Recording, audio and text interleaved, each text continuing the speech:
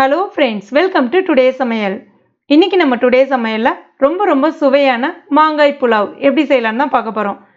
இது செய்கிறது ரொம்ப சுலபம். டேஸ்ட் பார்த்திங்கன்னா அவ்வளோ அருமையாக இருக்கும். எல்லாருமே கேட்டு வாங்கி விரும்பி சாப்பிடுவாங்க. பொதுவாகவே நம்ம மாங்காய் சாதம் தான் செய்வோம், ஆனால் அதை விட இது ரொம்ப கலக்கலாகவே இருக்கும். இதை இப்போ நம்ம எப்படி செய்யறதுன்னு பார்க்கலாம். இது செய்யறதுக்கு ஒரு பேனில் 1 டேபிள் ஸ்பூன் நெய் சேர்த்துக்குங்க. நெய் உருகி வந்த பிறகு பிரெட் துண்டுகளை 4 பிரெட் துண்டுகளை ஓரங்களை கட் பண்ணிவிட்டு சின்ன துண்டுகளை இந்த மாதிரி கட் பண்ணிவிட்டு சேர்த்துக்கலாம். இது நம்ம டீப் ஃப்ரை பண்ண வேணாம், இந்த மாதிரி ஷாலோ ஃப்ரை மட்டும் பண்ணிவிட்டு லைட்டாக அப்படி பொன்னிறமாக சிவந்து வந்த பிறகு தனியாக எடுத்து வச்சிடலாம். அதே பேன்லேயே 1 டேபிள் ஸ்பூன் நெய் சேர்த்துக்குங்க. நீங்கள் எண்ணெய் கூட தாராளமாக பயன்படுத்திக்கலாம்.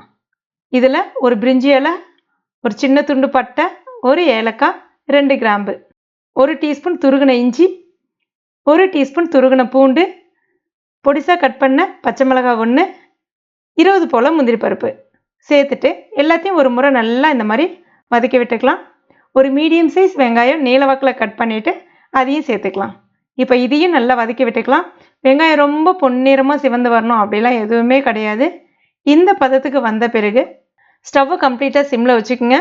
1/2 டீஸ்பூன் மிளகாய் பொடி, 1/4 டீஸ்பூனுக்கு குறைவாகவே மஞ்சள் பொடி, 1/2 டீஸ்பூன் சர்க்கரை, தேவையான அளவுக்கு உப்பு சேர்த்துட்டு ஒரு முறை கலந்து விட்டுக்கலாம்.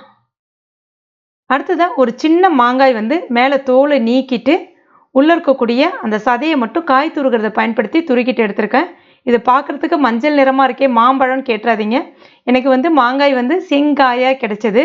இது கூட நல்லா சுவையாக தான் இருந்தது. ஆனால் மாம்பழம் பயன்படுத்தாதீங்க, மாங்காய் பயன்படுத்துங்க. சேர்த்துட்டு ஒரு முறை நல்லா ஒரு 2 நிமிஷத்துக்கு மட்டும் இந்த மாதிரி வதக்கி விட்டுக்கலாம்.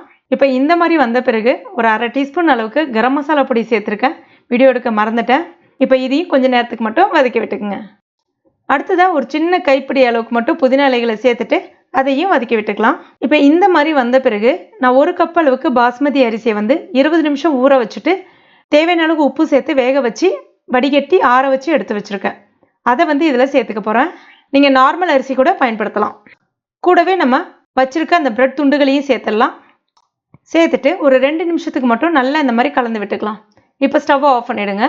அவ்வளோதான், நல்லா மணக்க சுவையான மாங்காய் புலாவ் ரெடி ஆகிடுச்சு. இது ரொம்ப ஒரு சிம்பிளான ரெசிபி. இது ஓப்பன் பாட் ரெசிபி அப்படின்னே சொல்லலாம். ரொம்ப அருமையாக கலக்கலாக இருக்கும். கண்டிப்பாக ட்ரை பண்ணி பாருங்கள். ரைத்தா கூடலாம் வச்சு சாப்பிடும்போது அவ்வளோ டேஸ்ட்டாக இருக்கும்.